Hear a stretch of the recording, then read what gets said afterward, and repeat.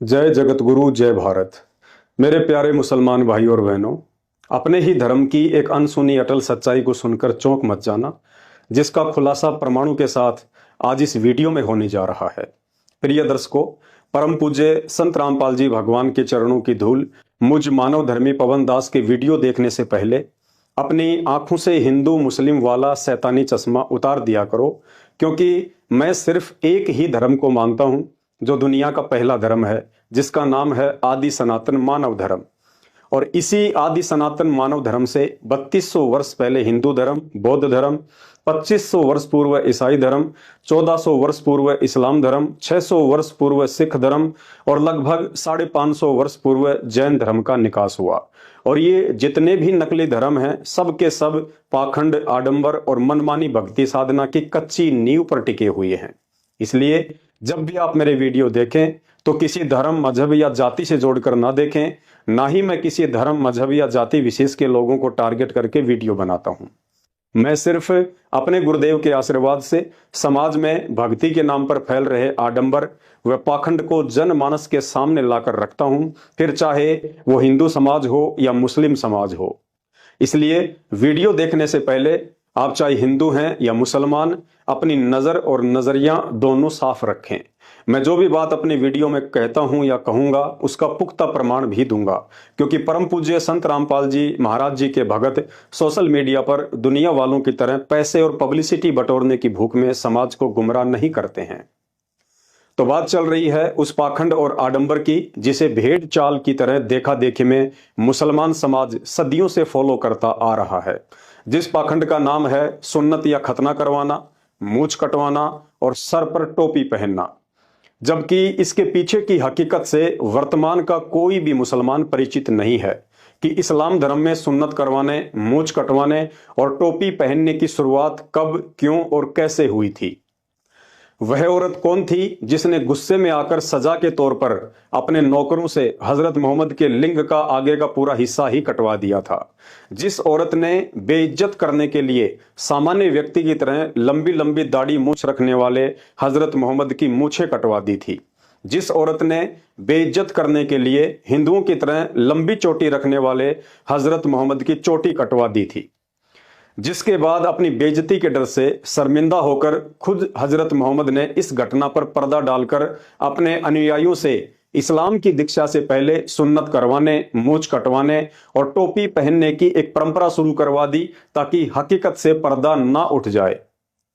वरना हजरत आदम से लेकर हजरत मोहम्मद से पहले जितने भी रसूल, नबी, पैगंबर और मुसलमान इस्लाम धर्म में पैदा हुए हैं, एक का भी नाम बता दो जिसने सुन्नत करवाई हो, मूछ कटवाई हो या टोपी पहनकर नमाज अदा की हो।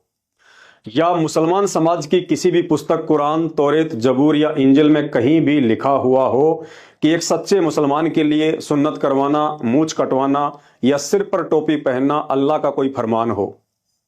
यकीन ना हो तो आप मुसलमानों के द्वारा बनाई गई हजरत मोहम्मद की किसी भी फोटो को देख लीजिए, जो सर पर साफा पहने हुए ही दिखाए गए हैं, ना कि टोपी पहने हुए, जिनकी मूछें भी एक सामान्य व्यक्ति की तरह लंबी लंबी हैं, ना कि वर्तमान के 5 वक्त के किसी नमाजी मुसलमान की तरह कटी हुई हैं। भाई और बहनों, धार्मिक गुरुओं की नासमझी और अज्ञानता के कारण पाखंड, आडंबर और मनमाना आचरण वर्तमान में हर धर्म में अपनी जड़ें जमा चुका है। परंतु अब युग परिवर्तन का समय है। बहुत जल्द दुनिया के सभी धर्म एक ही धर्म में विलीन हो जाएंगे, जिसे आदि सनातन मानव धर्म कहते हैं। और यह कार्य बहुत जल्द 2028 के बाद प्रकृति अपने आप ही कर डालेगी। उसे किसी मुल्ला, मौलवी, धर्मगुरु या राजनेताओं से इजाजत लेने की जरूरत नहीं पड़ती है, और ना ही प्रकृति किसी मानव निर्मित फतवे या कानून को मानती है।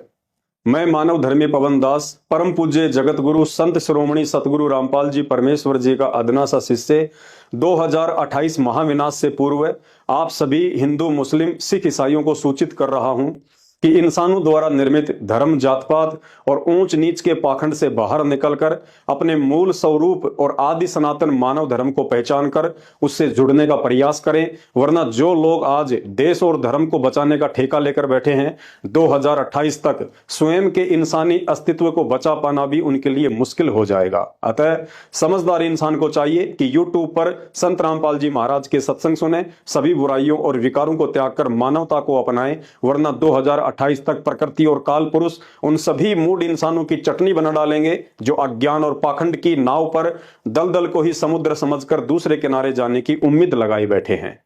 भाई और बहनों, अब आगे का वीडियो निष्पक्ष होकर धैर्य के साथ पूरा देखिए।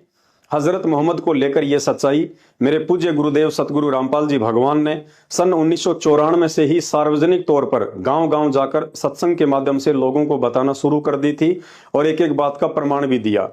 परम पूज्य सतगुरु रामपाल जी भगवान ने बताया कि हजरत मोहम्मद भी श्री राम और श्री कृष्ण की तरह एक अवतारी महापुरुष थे। अवतार को इस्लाम में पैगंबर कहा जाता है। फर्क केवल इतना सा है कि श्री राम और श्री कृष्ण श्री विष्णु जी के अवतार थे, इसलिए वो विष्णु लोक से आए थे, जबकि हजरत मोहम्मद जी शंकर जी के गण थे, इसलिए 1400 वर्ष पूर्व शिव जी के द्वारा उन्हें अपने शिवलोक से भेजा गया था। मुसलमान सिर्फ इतना ही जानते हैं कि हजरत मोहम्मद की माता का नाम आमना और पिता का नाम अब्दुल्ला था, परंतु सच्चाई इसके बिल्कुल विपरीत है, जिसे स्वयं अल्लाह के अलावा धरती पर कोई दूसरा ना ही तो जान सकता है और ना ही बता सकता है।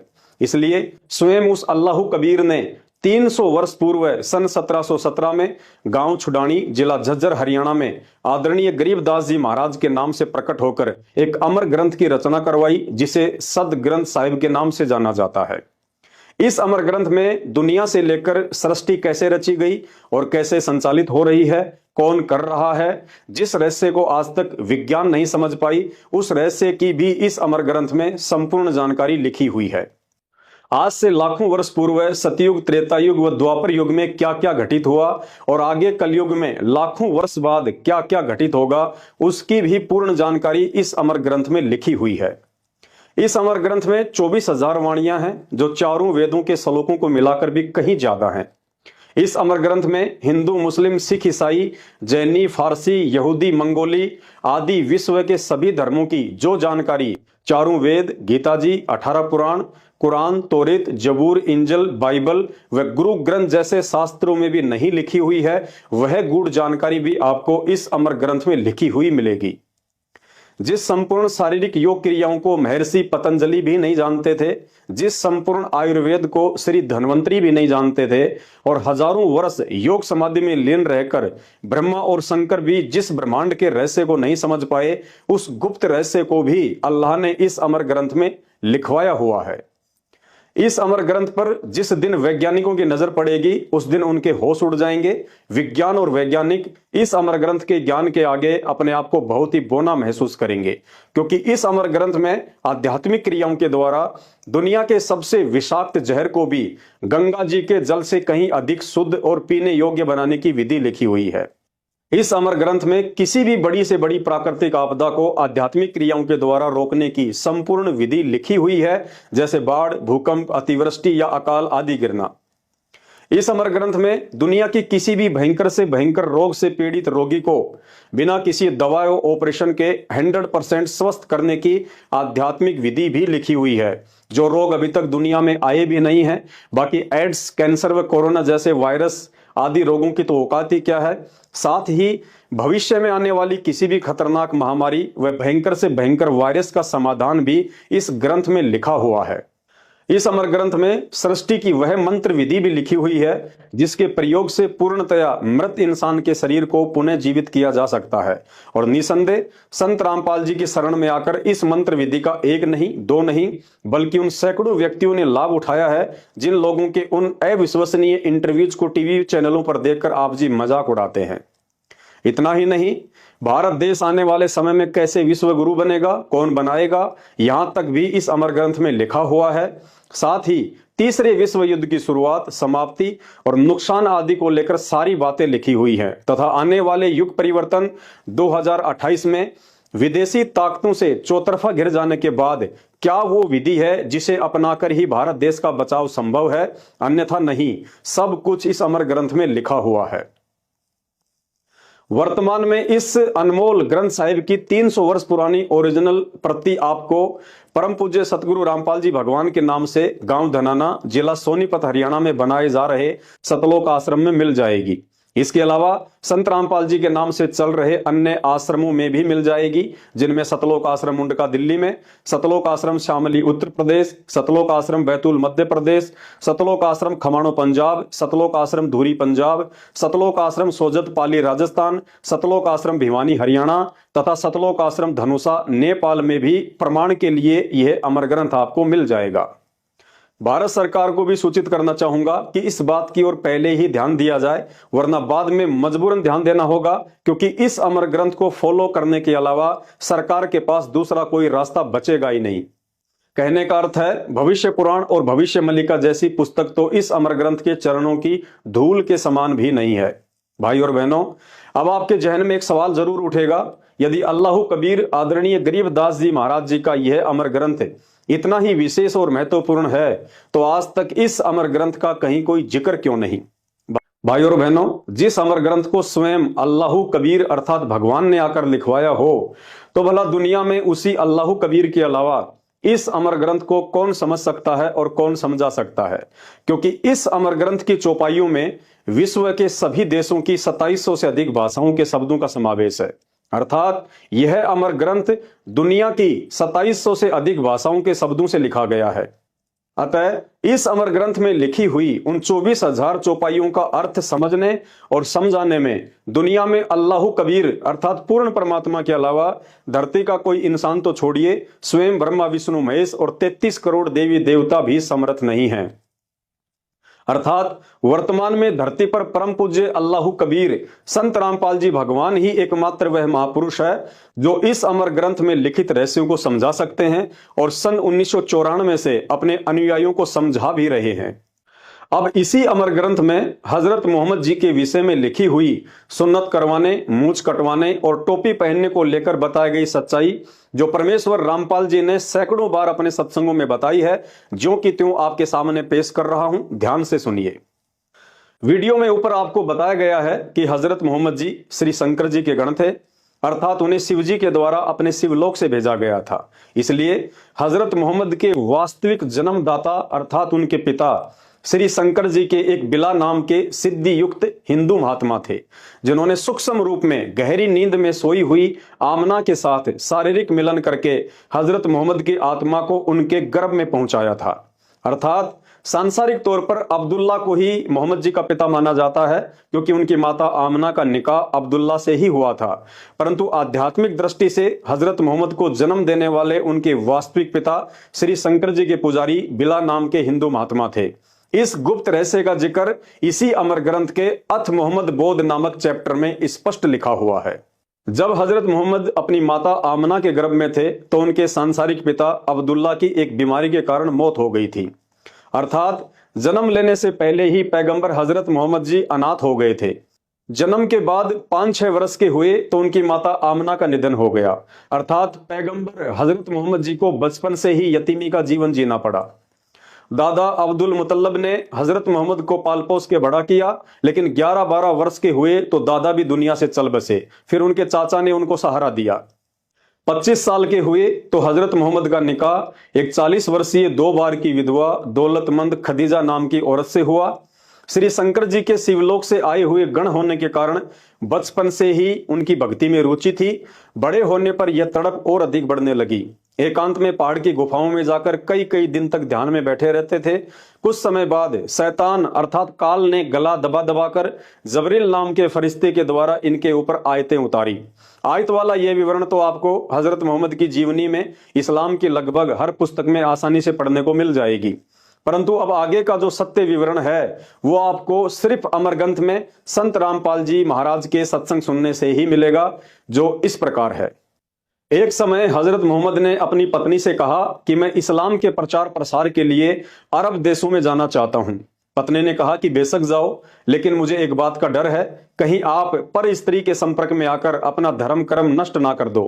हजरत मोहम्मद ने कहा कि ऐसा बिल्कुल भी नहीं होगा। पत्नी ने कहा, यदि ऐसा हुआ तो आप क्या करेंगे? हजरत मोहम्मद जी ने कहा, जो सजा आप दोगी मुझे मंजूर होगी। खदीजा ने अपने 3 वचन लेकर जाने की अनुमति दे दी, लेकिन पीछे से खदीजा ने जासूसी के तौर पर अपने कुछ सैनिक भी भेज दिए। कुछ समय बाद सैनिकों ने बताया कि हजरत मोहम्मद जी के कुछ गैर औरतों के साथ शारीरिक संबंध हो चुके हैं।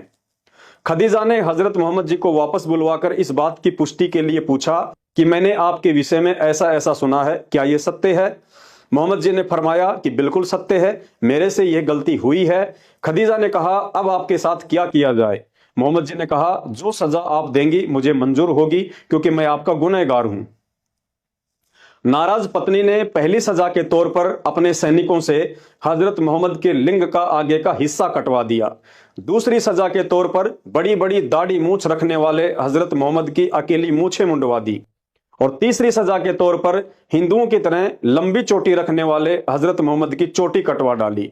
और खदीजा ने कहा, अब आप मेरी तरफ से बिल्कुल स्वतंत्र हैं, कहीं भी जाइए और कुछ भी कीजिए। इस अटल सच्चाई को 600 वर्ष पूर्व कबीर जी ने भी अपने कबीर सागर में एक भजन के माध्यम से लिखवा दिया था, जिस भजन को सैकड़ों वर्षों से हिंदुस्तान में सभी कबीरपंथी गाते आ रहे हैं।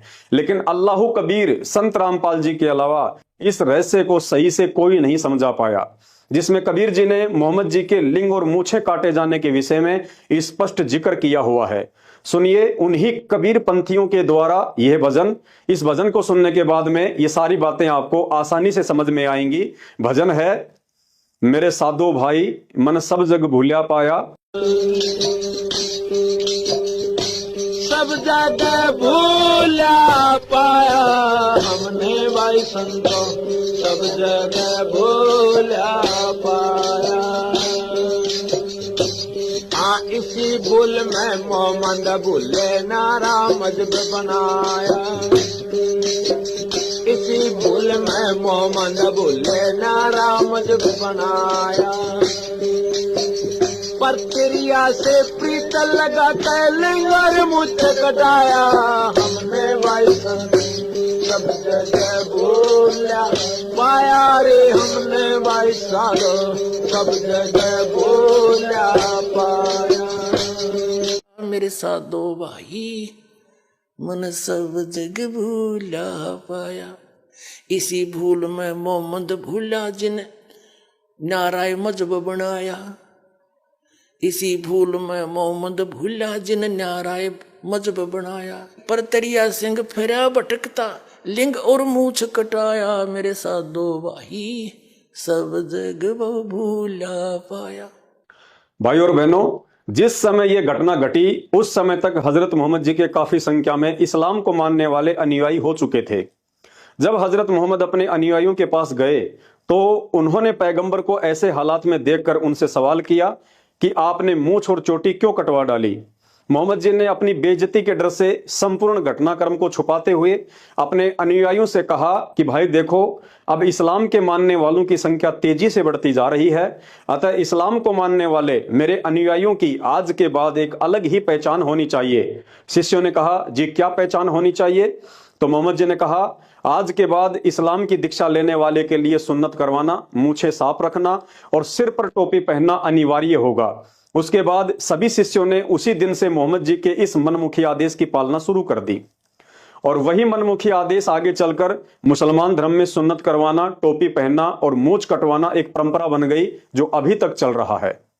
मुसलमान भाइयों, वैसे तो किसी भी जीव की हत्या करने वाले, मांस खाने वाले और पकाने वाले इंसान की बुद्धि भ्रष्ट हो जाती है, दया, धर्म और इंसानियत भी नामात्र ही रह जाती है। फिर भी अगर जरा सी भी सोचने समझने की शक्ति शेष हो तो शांति से बैठकर कभी विचार करना।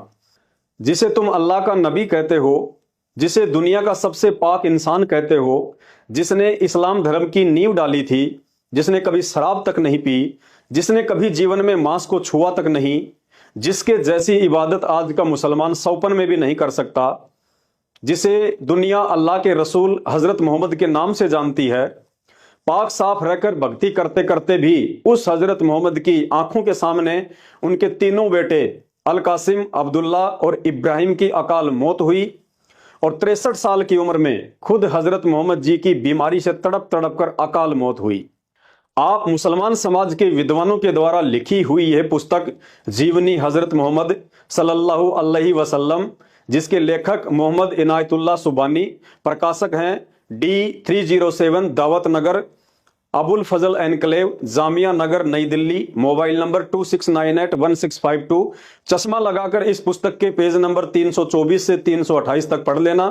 1400 वर्ष पहले जब लोग 100 वर्ष से ऊपर का निरोगी जीवन जिया करते थे, उस समय मात्र 63 साल की उम्र में अल्लाह के नबी हजरत मोहम्मद की कैसे बुखार से तड़प तड़प कर मौत हुई थी। बाप की तकलीफ देखकर बेटी हजरत फातिमा भी रो रो कर अल्लाह से यही दुआ कर रही थी कि हाय मेरे बाप की बेचैनी, हाय मेरे बाप की बेचैनी। स्पष्ट लिखा हुआ है, पढ़ लेना। तो सोचिए, यदि आज के मुसलमान की तुलना हजरत मोहम्मद से की जाए तो आज का नमाजी मुसलमान जो सप्ताह में 7 दिन जीव हत्या करता है, मांस खाता है, शराब पीता है, बीड़ी सिगरेट गुटखा खाकर नशा करता है, तो सोचिए आज के ऐसे मुसलमान का अंत क्या होगा जिसका दीन धर्म सब भ्रष्ट हो चुका है। मुसलमान भाइयों, शैतान को ही अल्लाह समझकर शास्त्र विरुद्ध भक्ति करने वाले हजरत मोहम्मद को भी अल्लाह कबीर आकर मिला था, उन्हें ज्ञान भी समझाया था, अपना सतलोक भी दिखाया था, लेकिन शैतान द्वारा भेजे गए जिब्राइल फरिश्ते के डर से हजरत मोहम्मद ने अल्लाह कबीर की सत्य भक्ति को कुछ दिन करके छोड़ दिया और उसी शैतान की आधी अधूरी भक्ति पर स्वयं भी आजीवन लगा रहा और मुसलमान समाज को भी आरूढ़ करके चला गया। नतीजा आप सबके सामने इस पुस्तक में लिखा हुआ है कि जिसका अंत इतना दर्दनाक हुआ हो वो जन्नत में कहां गया होगा। अर्थात कहावत है, जिसका यह लोक सुखी नहीं उसका परलोक कभी भी सुखी नहीं हो सकता। लेकिन दुनिया सहित आज के मुसलमानों को पुनः एक मौका देने के लिए वही अल्लाह कबीर संत रामपाल जी भगवान के रूप में साक्षात सन 1951 से धरती पर अपनी सत्य भक्ति लेकर प्रकट है। ये वही अल्लाह है जो हजरत आदम से लेकर हजरत मोहम्मद तक सभी नबियों को मिला और अपनी पूर्ण मोक्ष वाली भक्ति समझाने का प्रयास किया, लेकिन उन्होंने अपनी नासमझी के चलते उनकी भक्ति को महत्व न देकर शैतान की इबादत करते करते मरने के बाद अंत में पितरलोक में जाकर अपना जीवन बर्बाद किया। इसी पुस्तक के पेज नंबर 169 पर स्पष्ट लिखा हुआ है कि जब जिब्रील हजरत मोहम्मद को ऊपर आकाश में लेकर गया तो हजरत मोहम्मद ने देखा कि इंसानों का बाप हजरत आदम नरक में कष्ट भोग रही अपनी बुरी संतानों को देखकर वहां बैठा बैठा रो रहा है, अर्थात मरने के बाद भी हजरत आदम सुखी नहीं। उसके बाद हजरत इब्राहिम और हजरत मूसा से भी मिला जो वही पड़े पड़े अपना कर्म भोग रहे थे, अर्थात आदम से लेकर हजरत मोहम्मद तक किसी भी नबी का पूर्ण मोक्ष नहीं हुआ है। शैतान की भक्ति करके सब के सब 84 लाख योनियों के चक्कर में फंसे पड़े हैं। तुम मुसलमान कहते हो कि अल्लाह की कोई शकल सूरत नहीं है, अल्लाह का कोई आकार नहीं है, अल्लाह निराकार है, जबकि इसी पुस्तक के उसी पेज 169 पर नीचे की तरफ स्पष्ट लिखा हुआ है कि जिब्रील के साथ आप सल्लल्लाहु अल्लाह के सिंहासन के पास पहुंच गए और आपकी उम्मत पर 50 नमाजें फर्ज हुई। मुसलमान भाइयों, जरा दिमाग लगाओ, यदि अल्लाह का कोई आकार नहीं है और निराकार है तो निराकार अल्लाह को बैठने के लिए भला सिंहासन की क्या जरूरत पड़ गई, क्योंकि सिंहासन तो किसी साकार व्यक्ति के बैठने के लिए ही लगाया जाता है। भाइयों और बहनों, जिसे तुम निराकार अल्लाह समझ रहे हो वो असल में शैतान है, जो वास्तव में इंसान जैसे ही शरीर वाला है, लेकिन वो अपने वास्तविक रूप में किसी के सामने नहीं आता है, क्योंकि उसे अल्लाह कबीर के द्वारा एक भयंकर श्राप लगा हुआ है, जिसकी पूरी जानकारी यूट्यूब पर आप जी संत रामपाल जी के मुख कमल से शास्त्र प्रमाणित सृष्टि रचना के वीडियो देखकर ही समझ सकते हैं। दूसरा धरती पर कोई रास्ता नहीं है। अब वीडियो के अंत में देश दुनिया के तमाम मुसलमान भाई बहनों से प्रार्थना करना चाहूंगा कि इस अटल सच्चाई को स्वीकार करने के लिए 300 वर्ष पुराना और विश्व की 2700 से ज्यादा भाषाओं के शब्दों से युक्त आदरणीय गरीबदास जी के अमर ग्रंथ और जीवनी हजरत मोहम्मद नामक इस पुस्तक से बढ़कर कोई प्रमाण नहीं हो सकता। भाई और बहनों, अल्लाह अर्थात भगवान के अलावा धरती पर कोई भी ऐसा पीर पैगंबर और अवतार पैदा नहीं हुआ है जिसने अपने जीवन काल में गलतियां ना की हों, क्योंकि सृष्टि में एक अल्लाह के अलावा चाहे हिंदुओं के अवतार हो या मुसलमानों के पैगंबर, सब के सब जीव श्रेणी में हैं और शैतान अर्थात काल को ही अपना अल्लाह मानकर पूजते रहे और दुनिया से पुजवाते रहे। इस गहरे आध्यात्मिक मसले को संत रामपाल जी महाराज के द्वारा बताई गई शास्त्र प्रमाणित सृष्टि रचना को सुने बिना आप लाख जन्म भी नहीं समझ पाएंगे। विचार करो, ये धर्म और जात पात की बेड़ियां उस वास्तविक अल्लाह कबीर ने नहीं बनाई हैं, क्योंकि अल्लाह शैतान की तरह इतना निर्दयी नहीं है जो पहले इंसान बनाएगा फिर उन्हें आपस में मर मिटने के लिए धर्म और जातियों की बेड़ियों में बांध देगा। आप मुसलमान खुद ही कहते हो कि अल्लाह एक है। यदि अल्लाह एक है तो उसका धर्म भी एक ही होना चाहिए था, फिर ये 50 धर्म क्यों और किसने चलवा दिए? यह रहस्य भी संत रामपाल जी के मुख कमल से सृष्टि रचना सुनने से ही समझ में आएगा। आप मुसलमान खुद ही कहते हो कि इस्लाम धर्म अल्लाह ने बनाया है, तो भाई तुम्हारा अल्लाह इतना कमजोर कैसे हो गया जो 1400 वर्षों से इस्लाम धर्म को दुनिया का नंबर 1 धर्म नहीं बना पाया। आज भी दुनिया में तुम दूसरे नंबर पर ही खड़े हो।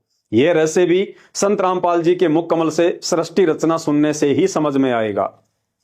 आप मुसलमान खुद ही कहते हो कि अल्लाह एक है और उसी ने यह कायनात बनाई है, तो तुम्हारा अल्लाह इतना कमजोर कैसे हो गया जिसकी कायनात में आज दुनिया के 70% लोग उसी एक अल्लाह को मानने के बजाय तरह तरह के भगवान बनाकर उन्हें पूज रहे हैं। भाई और बहनों, ये रहस्य भी संत रामपाल जी के मुख कमल से सृष्टि रचना सुनने से ही समझ में आएगा। आप मुसलमान खुद ही कहते हो कि अल्लाह कादर है, तो भाई फिर उस कादर अल्लाह ने पूरी दुनिया के इंसानों की एक ही भाषा क्यों नहीं बनाई? अपने ही बंदों को तुम्हारे अल्लाह ने क्यों अलग अलग देश बनाकर टुकड़ों में बांट दिया, जिन टुकड़ों के लिए आए दिन दुनिया में युद्ध होते रहते हैं? भाई और बहनों, यह गुप्त रहस्य भी संत रामपाल जी भगवान के मुख कमल से सृष्टि रचना सुनने से ही समझ में आएगा। तुम्हारा अल्लाह एक है, तो क्यों उस अल्लाह ने किसी को काला तो किसी को गोरा, किसी को अमीर तो किसी को गरीब बनाकर दुनिया को 2 हिस्सों में बांट दिया? क्या अल्लाह भी इंसानों की तरह भेदभाव करता है? भाई और बहनों, ये रहस्य भी संत रामपाल जी भगवान के मुख कमल से सृष्टि रचना सुनने से ही समझ में आएगा। आप मुसलमान खुद ही कहते हो कि अल्लाह का कोई आकार नहीं है, उसे देखा नहीं जाता है और ना ही अल्लाह इंसानी रूप में धरती पर आता है। तो भाई, जो ना आता है, ना जाता है, ना दिखाई देता है, ना उसका कोई रूप है, ना आकार है, ना वो किसी से मिलता है, ना बात करता है, ना तुम्हें ये पता कि वो रहता कहाँ है, करता क्या है, खाता पीता क्या है। अरे भाई, विचार करो, फिर तुम इबादत किसकी करते हो? नमाज और रोजा किसके लिए करते हो? जब वो सुनता ही नहीं है तो बंग मारकर अजान किसे सुना रहे हो?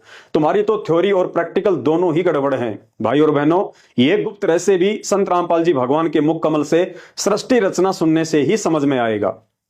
भाई और बहनों, यही कारण है कि अल्लाह की पहचान और उसकी सच्ची इबादत से दूर होने के कारण इस्लाम को चलाने वाले जिस हजरत मोहम्मद ने कभी जीवन में मांस को हाथ तक नहीं लगाया, आज वही इस्लाम जीव हत्या करने और मांस खाने में दुनिया में 1 नंबर पर पहुंच गया है। सब के सब नशा, मांसाहार, चोरी, जारी, ठगी, रिश्वत, मिलावट, झूठ, पाखंड, लड़ाई झगड़े और व्यभिचार जैसे कुकर्मों में लिप्त हैं और फिर भी सर्वश्रेष्ठ होने का सूखा ढोल पीटते रहते हैं।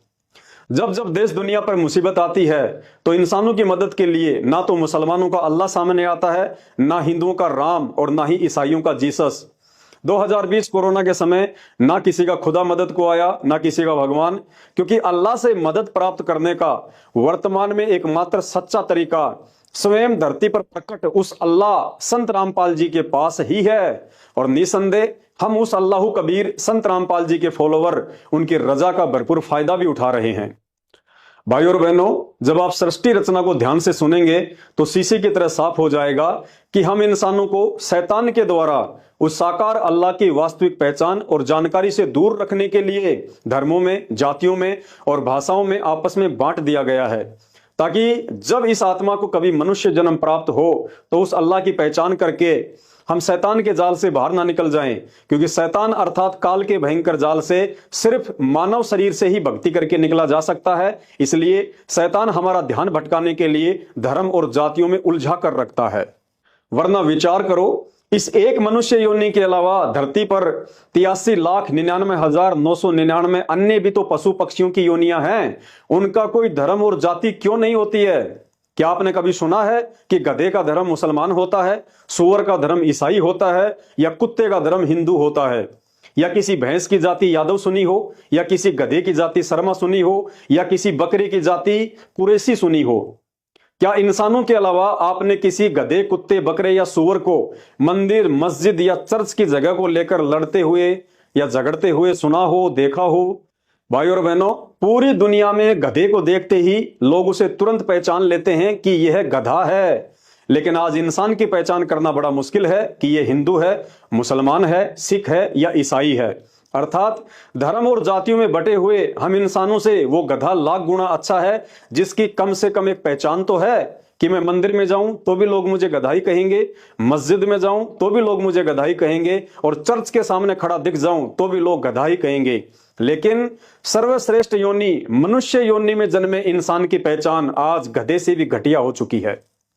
जानवर उस समय तक किसी भी मादा पर गंदी नजर नहीं डालता है जब तक कि वह मादा जवान होकर गर्भ धारण करने के लिए स्वयं तैयार ना हो। और अपने आप को हिंदू, मुसलमान, सिख, ईसाई कहलाने वाले इंसानों की हर दिन अखबारों में नाबालिग बच्चियों के साथ बलात्कार की खबरें छपती रहती हैं।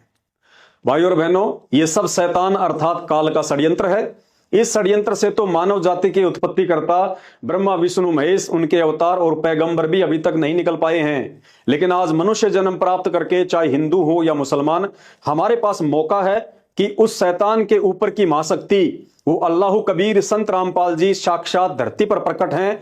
उन्हें अपने जैसा हाड़ मांस के शरीर वाला सामान्य व्यक्ति समझकर अपने पैरों पर कुल्हाड़ी मत मारिए। आज आप उनकी शरण में आकर इस कलयुग में सिर्फ उनके द्वारा बताई गई इबादत करके ही इस शैतानी जाल से बाहर निकल सकते हैं।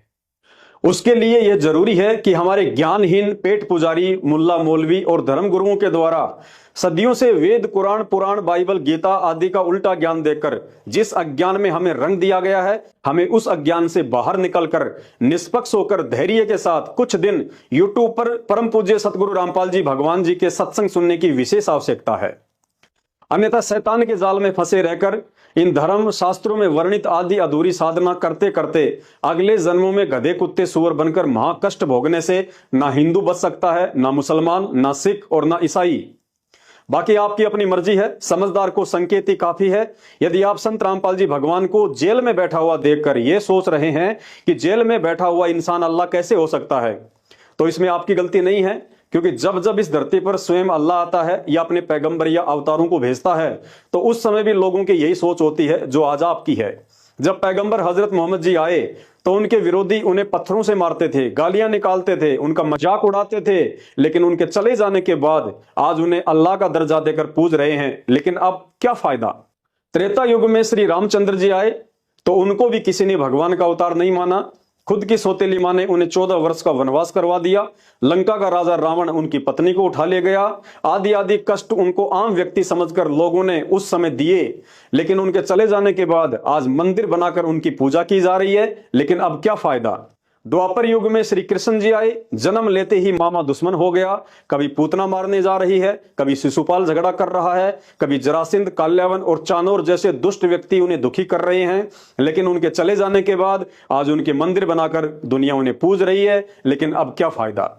अतः प्रार्थना है, आज हम शिक्षित हैं, सारे इतिहास हमारे सामने हैं, इसलिए वर्तमान में संत रामपाल जी भगवान के रूप में धरती पर साक्षात प्रकट परमेश्वर को ना पहचान कर पहले वाले मूर्ख इंसानों की तरह मूर्खता करने से बचें। इन सभी मानव निर्मित धर्मों से दूर रखकर समाज हित में इस वीडियो को ज्यादा से ज्यादा शेयर करें।